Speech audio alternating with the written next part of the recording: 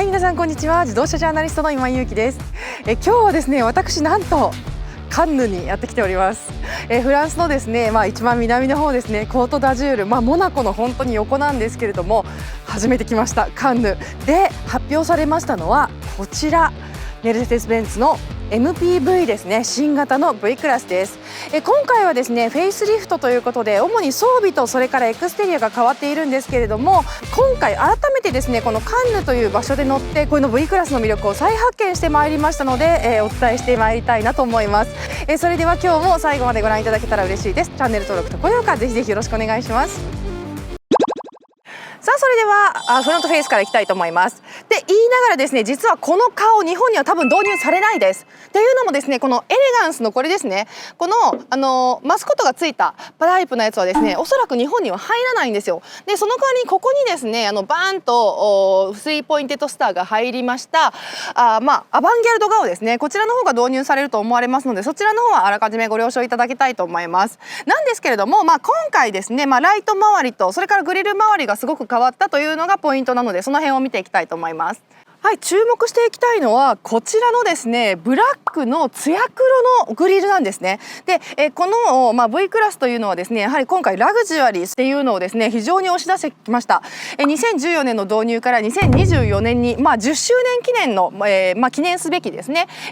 セレブレートイヤーになるわけなんですけれども、この10年の間にですね V クラスというのはかなり乗用車に近くなってきたんですね。で、この日本でいうところよりももっと厳密にメルセデス・ベンツというかドイツではですねコマーシャルカーとそれから乗用車っていうのがもうラインも分かれているし、部門も違うわけですね。それもかつて日本もそうだったと思うんですけれども、それがもっと、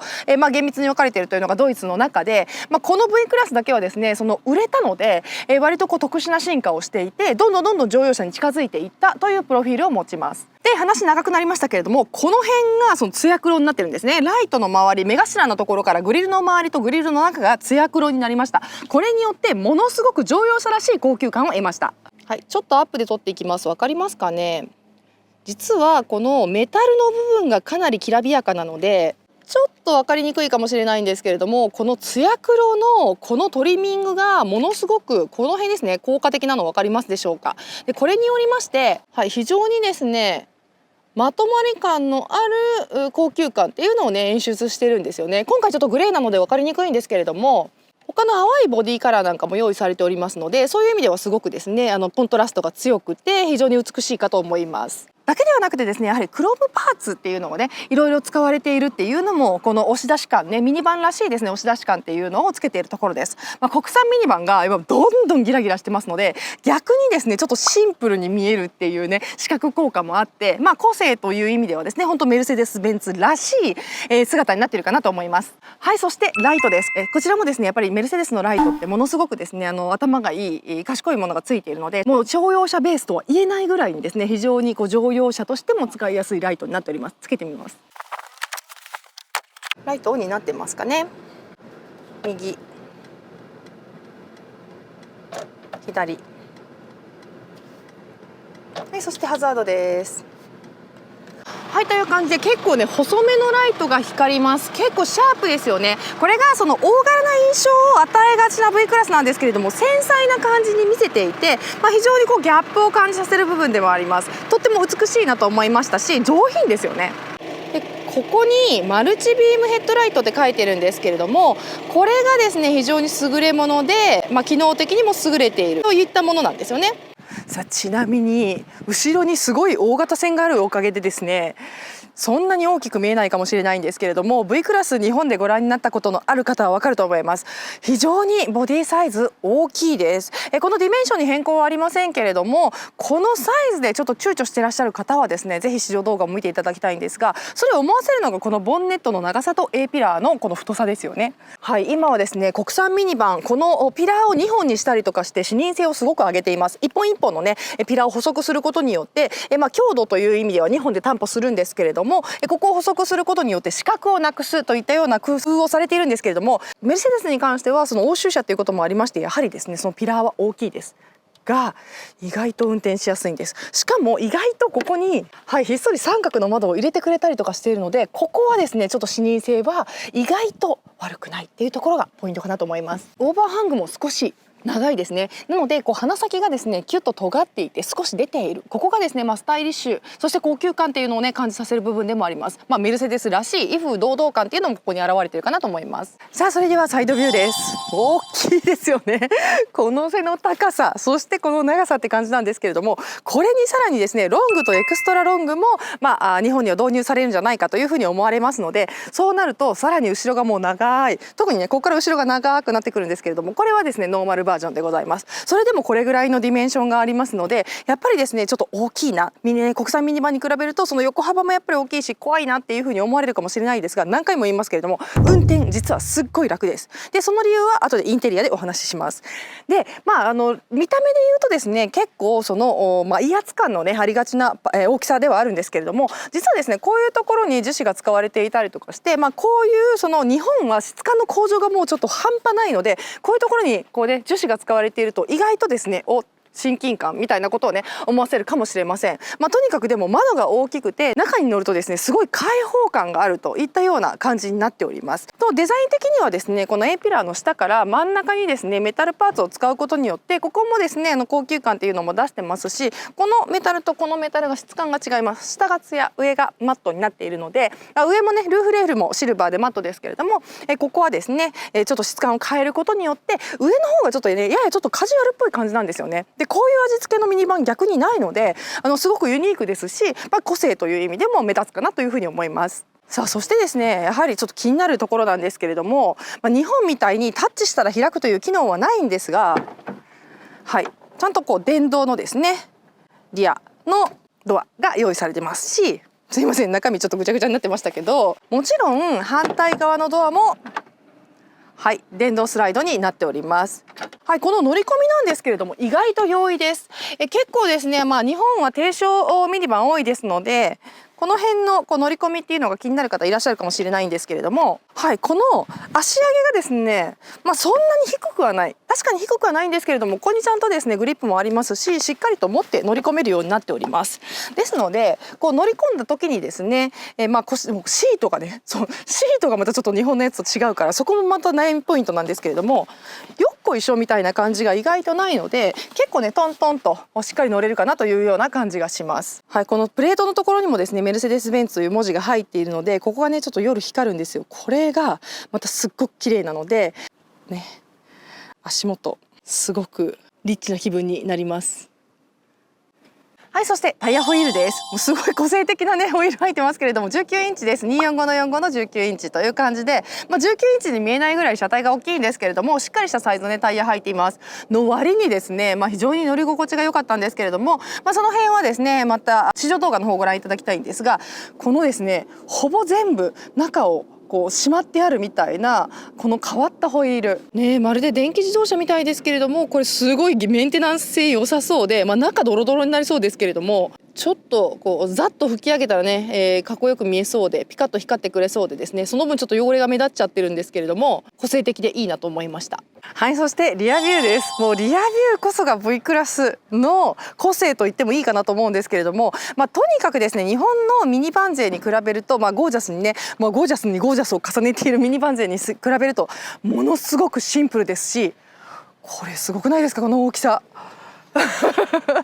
この大きさすごくないですか。やっぱりこの横のどっしり感っていうのが輸入ミニバンの魅力でもあり、またネガティブでもポジティブでもあるところなんですよね。なんですけれども、こうやって見てみるとやはりですねその中の室内空間の広さっていうのを見た目でアピールするというようなリアビューになっているかなと思います。さて今回の変更点でいうとこのライトです。結構ね暗くなりました。でボディに馴染むようにですねその暗めのライトにしたよっていうのがですねハイライトになってるんですけれども、これが光らせるとすっごい綺麗なので光らせてみます。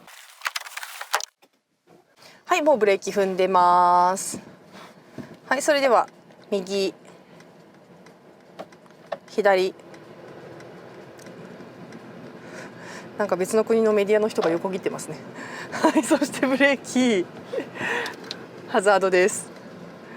はい、という感じでですね、非常にくっきりしてます。このライトのユニット自体がですね、ブレーキ踏むと割と明るめに発光するんですけれども、発光しない時はちょっと暗めになっているっていうのがカーデザインを、壊さないというかね、世界観をしっかりと担保している部分かなっていうふうに思います。それからこのターンランプがですね、細く光ってますよね。でここがまたですね、非常に繊細にも思えて、前とデザインを共通させている部分かなというふうにも思います。はい、そしてですね、このメルセデス・ベンツのフォントがですね、またすごく上品なんですよね。すごくクラシカルにも思えて、ここがねおしゃれな部分です。さあ、それではラゲージルーム開けてみましょう。もうこのねですね、バックドアがすんごい大きいので、開くのも迫力の大きさなんですけれども、なんと今回シートが4座仕様になっているものでございました。すごくないですか？何にもない。そしてめっちゃ広い。乗りますけれども、ちょっと日本人なんでね、靴脱ぎますよこんな感じでちょこんみたいな感じになっちゃうんですけれども、横の広さがあるので、もう本当に横がですね、寝れちゃうすごいな、この広さ。シートは4つしかないんですけど、何人でゴルフ行けるんでしょうね。本当に縦に入れて、さらになんかスーツケースも入れて、もうバンバン荷物入れて、ゴルフどころじゃないですね。本当に住めるぐらいの、そうそう、キャンピングカーのねマルコ・ポーロもありますけれども、もう住めるぐらいの勢いの、すごいですね、この広さ。さあ、というわけでこんな異様な室内空間の広さを誇っております。どこまで行くんでしょう。意外と、すごい手動でした。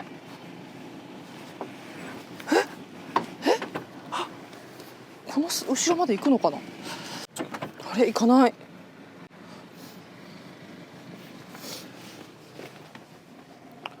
シートここまでなのかな。ともかくシート後ろまで行けるとこまで下げたら、もうこんなでしたどうやってももう足もつかないみたいな、すごいことになっております。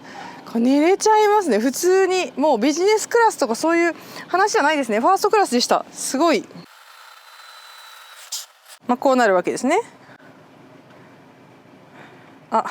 見切れちゃった。こうなるわけです。いや、ちょっと、今ちょっと時差がね来てる時間なので、本当にこのまま寝ちゃいそう。しかもですね、これですよ、ふわふわの枕がついてるんですよね、このメルセデスの高いラインって。やばい、気持ちいい。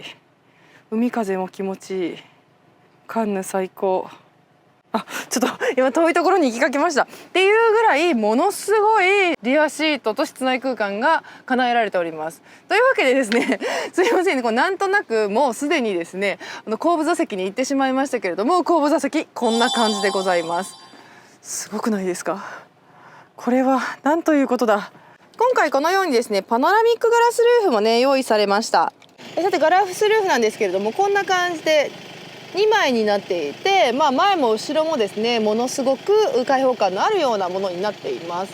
ちなみにガラスははめ殺しなんですけれども、あれがチルトする感じですね。さあ、そして実はですね、今回この V クラスの試乗会、空港がニースの空港に到着したんですけれども、空港からですね送迎のシャトルが出るんですが、それがもちろんこの新型の V クラスでした。ですごいおもてなしを受けましたし、後部座席からがすごかったので、ぜひちょっと差し込みたいと思います。こんな感じです。さて、今空港に着いたんですけれども、空港に着いたらもうすでに新しい Is this new V class? Yeah. Thank you. 新しい V クラスが迎えに来てくれてました。さすがで、ちょっと乗るなりですね、これなかなかそのメディアシャトルでもないんですけど、シャンパンをご用意くださり、こんなことないですよ、この世界のメルセデスでもこんなことないんですけど、突然ですねこのシャンパンのおもてなしを受けました。で、このシャンパングラスがなんとですね、いくよ、ピタッくっつくっていうね、これマグネットが入ってて、こんな風にここでこう倒れないようにしてくれてるんですね。なんかちょっとしたことですけど、この手があったか的なね、なんかいろんなこうねシャンパングラスのそのレイアウトがあるんですけれども、ちょっとこの手はなかったなっていう感じです。そしてちょっとほらナッツとかも用意してくれてあって、今回ですね結構到着が遅くて、今コートダジュールの空港に8時着いたのが夜8時です。でちょっとどうですか、このエレガンテなまた謎のイタリア語エレガンテな、おーで、ここでもうちょっと試乗会が始まってるわけですね。ほらほらほらほら、ミラーが、ほらデジタルインナーミラーがついてる。これも入ったらいいな。入ったらいいですよね、すごくね。うわー素敵。そしてこう空港が素敵すぎる。すごいなんかリンクしてる。何これ、おしゃれ。というわけでサルーテ見えますか。到着したてなのでドスピンですよすっぴんでシャンパン飲む今井さん初公開さあ、というわけでこれも気になりますよね。これ何かというと、実はですねこんな感じで、はいテーブルになります。私ミニバンの中でも一番不満なのが、このテーブルが小さくてパソコンが置けないことなんですよね。なのでこれは働きマンにとってもすごくありがたいんじゃないかなと思います。こうやって引き上げて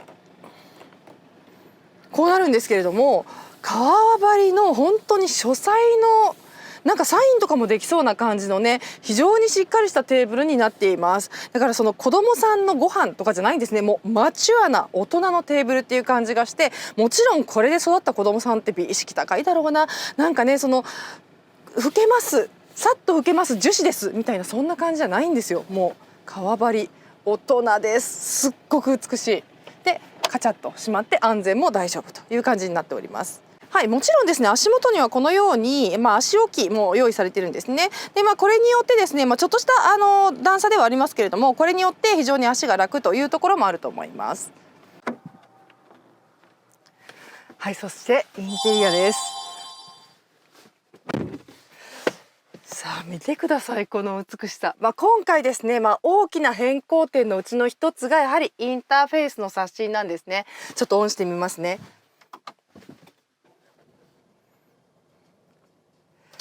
さあ、というわけでですね、今回インターフェースといたしましては、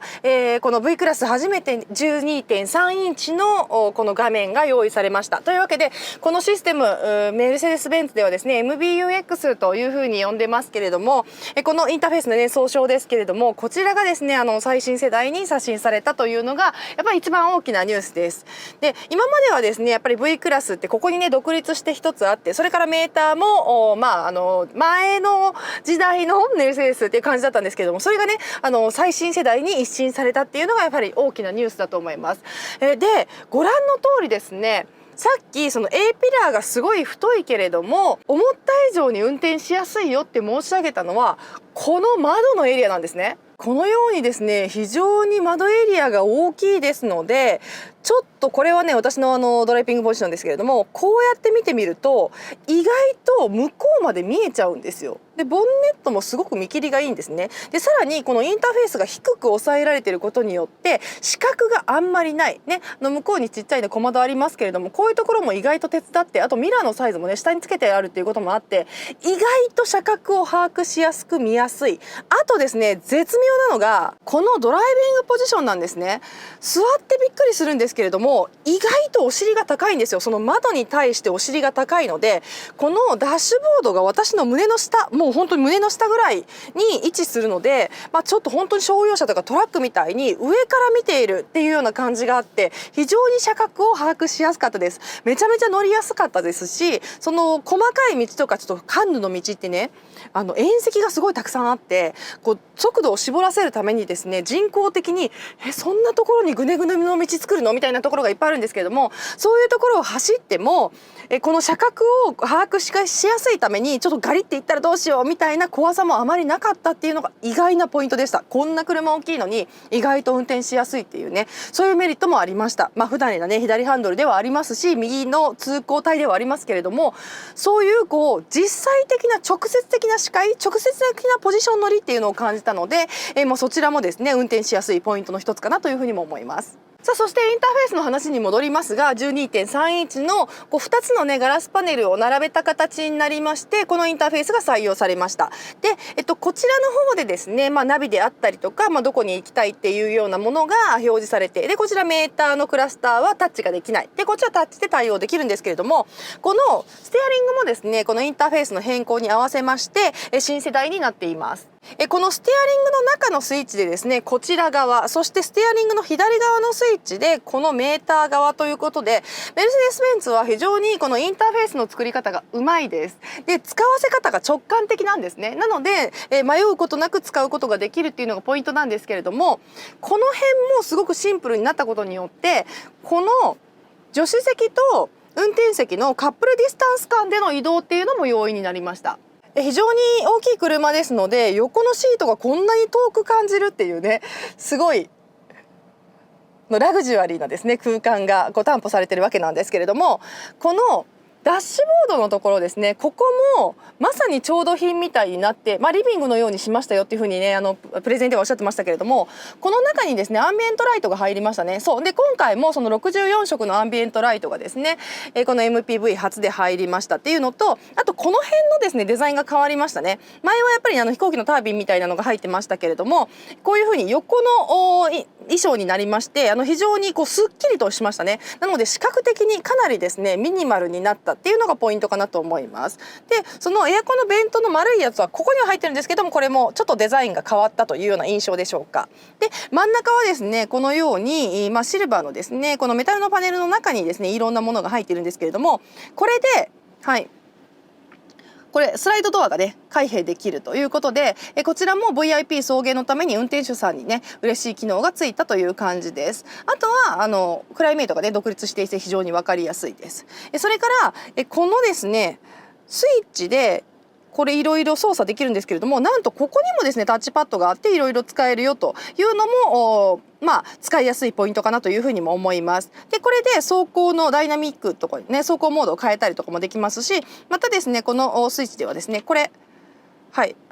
いろいろとアラート系をねオンオフできるので、ここがすぐパッとできるのもまたすぐにね直感的にパッと操作を呼び出せるっていうのもですねいいところかなというふうにも思います。あとはですねショートカットもありまして、ナビであったりとか、それからラジオであったりとか、そういうのをですねパッと呼び出せるっていうような、これねどんどん小型の車では廃止されてますけれども、V クラスは車格が大きいですのでスペースがあるということがここにつながっているのかなっていう感じがします。それからこの下なんですけれども USB のタイプ C が2つあります。そしてこの、これはメルセデスのねお借りしたメルセデスってこの車乗る時にこれが誰が乗ってるかっていうような名簿代わりになってて、これを必ず渡されるんですけれども、だから、この前のミニの試乗会みたいにミニに乗る時にこれがキーになってるってことはなくて、キーは普通にここにあるんですけれども、なんか普通のねメルセデスのいわゆるメルセデスのキーがあるんですけれども、これはそうではないよっていうことを一応言っときたいんですが、ここが通常ではですね接触充電になっているそうです。そして、ドリンクホルダーはですね横に2つね、あるという感じになっていて、でこれもカチッてやったらほらこう大きくなったりちっちゃくなったりするというようなものです。でここにスペースがあるので非常に横にねパッと移動したりとかすることもできるようになりましたと。インターフェースなんですけれども、これはですねちょっと日本とかなりバージョンが違います。今ですねこの 4G 通信ができているよというような表示がありますけれども、日本のものはですね V クラスに関してはですねこの 4G 通信ができない仕様になっておりますので、この、ナビゲーションであったりとか、ナビゲーション普通に使えるんですけれども、あとメルセデスも普通に使えるんですけどね、なんですけれどもちょっと機能が限定されてしまうよと、他の常用のモデルのね、ものに比べると機能が限定されてしまうよというようなところが一つネガティブといえばネガティブなんですけれども、使わない人もいるのかなという感じもするので、ちなみにこれモナコのこのボートのねポートのねすごいの入ってきたよ。ほらまたすごくないですか、このカンヌっていう街は。ぐらいのボートちっちゃいですからねなんて言ったってこれですからね。さておきこんな風にですね非常にナビも綺麗ですし、その 4G 通信はできませんけれども、だから何ができないかって言ったら、例えば天気を教えてとか、そういうですねちょっとこうコネクトしてなければできないようなものは使えないんですよね、日本のバージョンは。なんですけれどもちょっとインターフェースはすごく綺麗になりましたし、例えばナビとかで速度標識とかを合わせたりとか、そういうことはできるようになってますので、そこはご安心いただきたいと思います。はい、そして今回ですね ADAS がまた最新世代になったっていうのもすごく大きなニュースなんですね。でここは4G 通信とは関係ないところですので、ご安心いただきたいんですけれども、この辺でですねセットをしたりとか、それから解除したりとかいうことがすごくね容易になりました。ADAS ねやっぱりこれくらい車大きいとお出かけに使ったりとか、それから大事な人をね送迎するために使うっていう人すごく多いと思うんですけれども、このですねもともとメルセデスのこの ADAS っていうのはですねアダプティブクルーズコントロールとレールキープアシストですね、これを組み合わせて非常に使いやすいものではありますので、これがさらに進化したということはですねクロストラフィックとかに対しても、あとはね自転車とかに対してもですね反応するようになったみたいな話をプレゼンでされてましたので、非常に精度が上がったんじゃないかなと思います。というわけで乗用車として非常に美しくなったっていうのが大きなポイントかなというふうに思います。はい、というわけで今日はこちら新型 V クラスお届けしてまいりました。まずはディーゼルエンジンのご紹介となります。こ